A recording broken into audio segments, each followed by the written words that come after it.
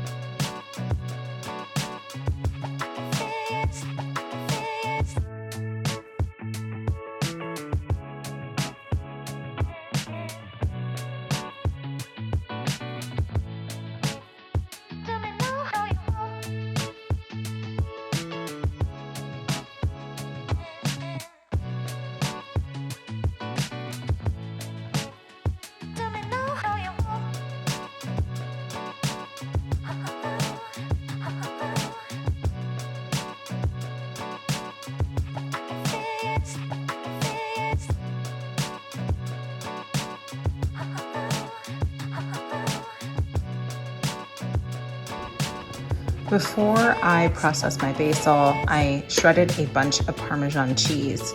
And this is a great project for my food processor because then I don't have to sit there and shred all of it.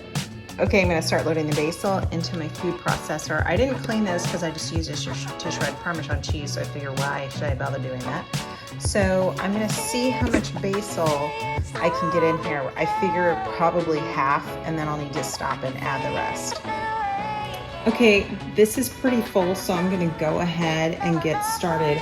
I'm just gonna add a little bit of cheese with the understanding that I will be adding way more cheese in the future. You're gonna be using more cheese and more oil than you had anticipated.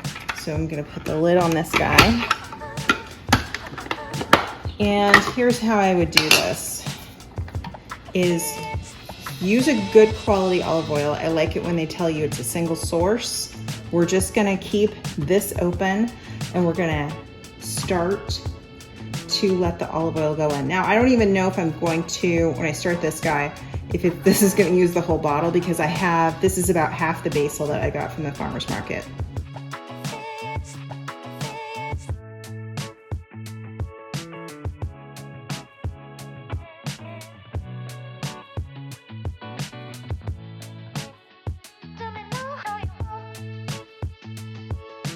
Great. Now I'm just going to scrape down the sides and we're gonna add the rest of the basil because I still have all of this basil. So we're gonna add that as well, add more cheese, and we're gonna just keep going until we're done. Normally when I do this, I do it in a small batch, but I figure it's coming towards the end of basil season, so I might as well have one last hurrah.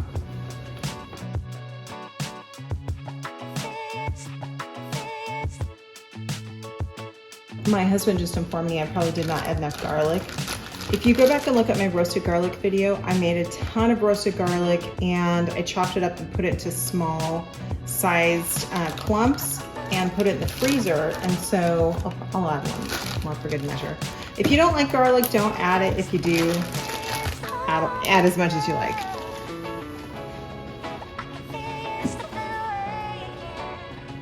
Okay, so this is the second batch. I still have a bunch more, but see, this is all gonna blend together, so don't worry about it, just keep going.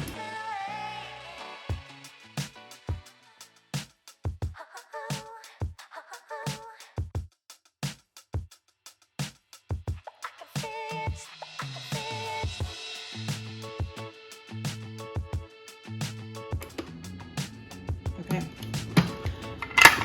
All right, let's see how we're doing. I'm gonna add some more cheese. Oh my gosh, it smells so good.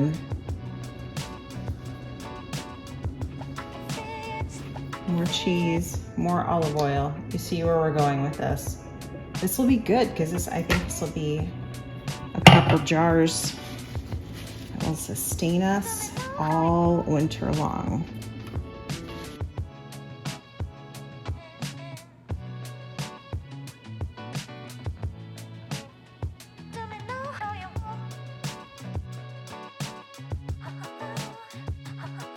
Now that we made our pesto, I'm gonna be showing you 3 ways that you can use it.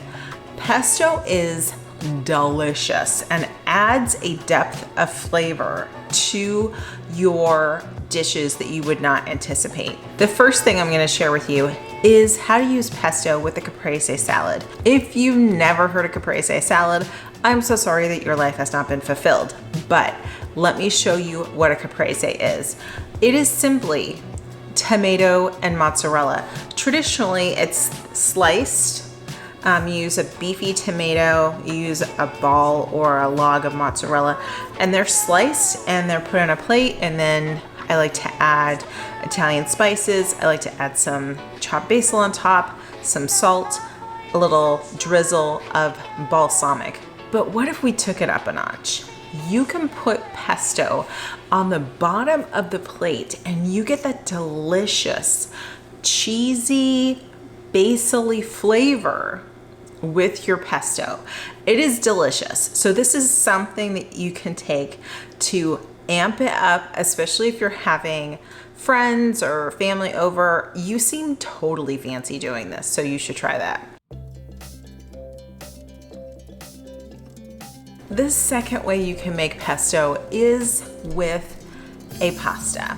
Now, how I have traditionally made pesto before is you literally take the jar, you take a scoop, you throw it in the pan with your pasta, boom, you're done. But I recently made this creamy pesto. You take pasta water, pecorino romano, make a little sauce until it's creamy, and then add the pesto. I did this with homemade gnocchi. Sweet Jesus, it was amazing. I'll teach you how to make that in another video. But pesto is something that you can easily take up a notch. So what I'm gonna be showing you how to do is how to start to make this cheesy, creamy sauce. My stomach does not tolerate cream, so I have to be creative if I want something that's creamy. You can use pasta water and add whatever cheese you have, finely grated, okay? Finely grated. So all I had was Parmesan, still wasn't the same as the pecorino romano, but that's okay. So, and added this, let this come to make a little paste with some butter, and then I added my pesto. It was delicious. The one thing that I have to say that was hilarious, and if you've been watching me for a while, you may have noticed that I have a dark sense of humor. My husband's really funny. So I took ground chicken and I cooked the chicken first, took it out of the pan, then made the sauce, then put the pasta in along with the ground chicken. And my husband told me, he said, with those pasta noodles, it looks like adult hamburger helper, which I had to laugh because it did, but it was delicious. So that's another way to use your pesto, is with the pasta.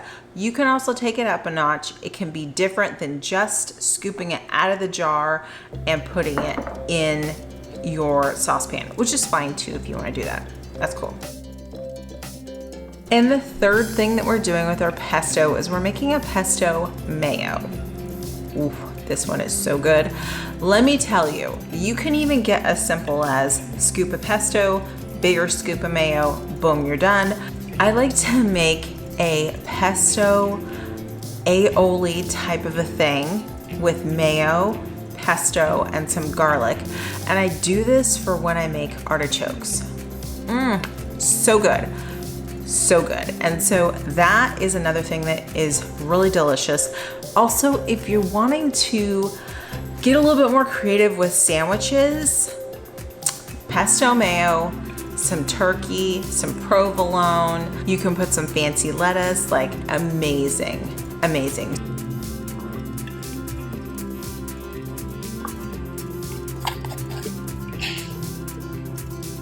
If you have your own homemade mayo, that's really best, but I keep this as a backup in my pantry.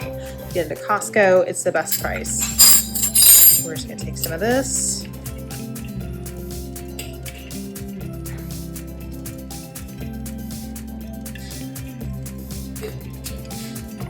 And I'm gonna take some homemade pesto that I made.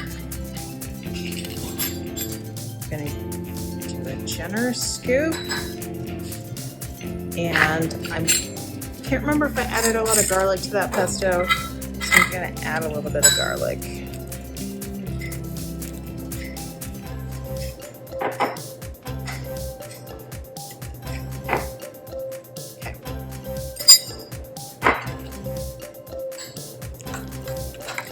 And this will be the dipping sauce for my artichoke.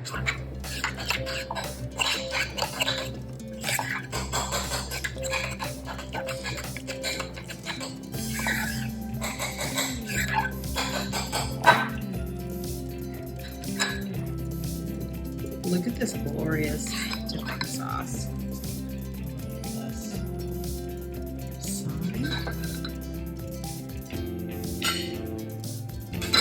And you're ready to go. This looks amazing. I always go from outside in. These. Yummy. I added some lemon to the pesto. Gives a little something. So good. So these are 3 ways that I use pesto. So I want to encourage you to go ahead and make the most out of pesto season, because we're not going to have fresh basil in the wintertime unless you have like a hydroponic system or, you know, greenhouse or something in your backyard. So take advantage of this season and freeze your pesto so you have some available for the winter time when we're all craving those spring flavors, when we're all craving the, you know, fresh fruits and vegetables. That's a great time to bust out your pesto and to make something delicious. Thanks so much for watching, guys. Make sure you like and subscribe and share this with a friend who you think would love a delicious meal like this one.